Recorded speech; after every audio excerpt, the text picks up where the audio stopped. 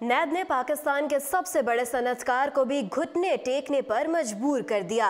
इक़्तिदार में आने के बाद वज़ीर आज़म इमरान खान ने मुल्क से करप्शन के खात्मे के अज़्म को अमली तौर पर साबित कर दिया। अब नैब ने कई अहम और बड़ी करप्ट शख्सियात के खिलाफ तहकीकात का आगाज़ कर दिया है।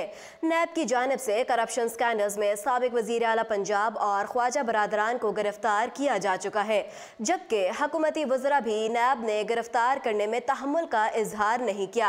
साबिक वज़ीर आज़म मियां नवाज शरीफ की कोट लखपत जेल में मौजूदगी और उनकी ताउम्र नाअहली की सजा भी नैब के बढ़ते हुए अज़ाइम की गवाही देती है। नैब ने सियासतदानों के अलावा कारोबारी शख्सियात और तालीमी इदारों के सरबराहों को भी सख्त तरीन तफ्तीश की भट्टी से गुजारा। अब नैब ने पाकिस्तान की सबसे अहम कारोबारी शख्सियत को भी निशाने पर ले लिया। नैब ने मनी लॉन्ड्रिंग केस में मियां मोहम्मद मंशा को भी तलब कर लिया।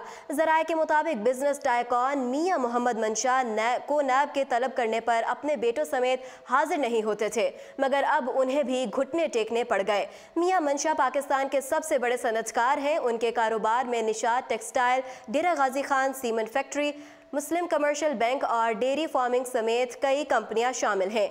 याद रहे कि मुमताज़ कारोबारी शख्सियत और निशात ग्रुप के चीफ एग्जीक्यूटिव मियां मंशा की 8 मार्च को लाहौर हाई कोर्ट में नैब नोटिस तलबी के खिलाफ दरख्वास्त पर समाअत हुई थी। अदालत में समाअत के दौरान मियां मंशा के वकील ने दलाइल देते हुए कहा था कि मनी लॉन्ड्रिंग का मामला नैब के दायरा इख्तियार में नहीं आता। लाहौर हाई कोर्ट के मुअज़्ज़ज़ जज ने इस्तफसार किया कि बताया जाए नैब की किस सेक्शन के तहत ये जुर्म बनता है, जिस पर वकील नैब ने जवाब दिया कि अभी तो केस इंक्वायरी की सतह पर है। वकील नैब ने कहा कि अगर मियां मंशा को गिरफ्तारी का डर है तो उबूरी जमानत करा लें। जो मालूमात मांगी जा रही हैं वो तमाम मालूमात फराहम कर दें। लाहौर हाई कोर्ट ने मियां मंशा की तलबी के नोटिस फौरी तौर पर मुअत्तल करने की इस्तदा से अदम इत्तफाक करते हुए नैब को 25 मार्च के लिए नोटिस जारी कर दिए थे। ताज़ा तरीन इतलात के मुताबिक मनी लॉन्ड्रिंग के इल्ज़ाम में वो गुज़श्ता रोज़ नैब के सामने पेश हुए। मियां मंशा मनी लॉन्ड्रिंग के इल्ज़ाम में गुज़श्ता रोज़ लाहौर में नैब के दफ्तर पहुंचे तो उनसे पूछगिछ की गई। नैब ने मियां मंशा को उनके बेटों समेत तलब किया था, मगर वो अकेले पेश हुए थे।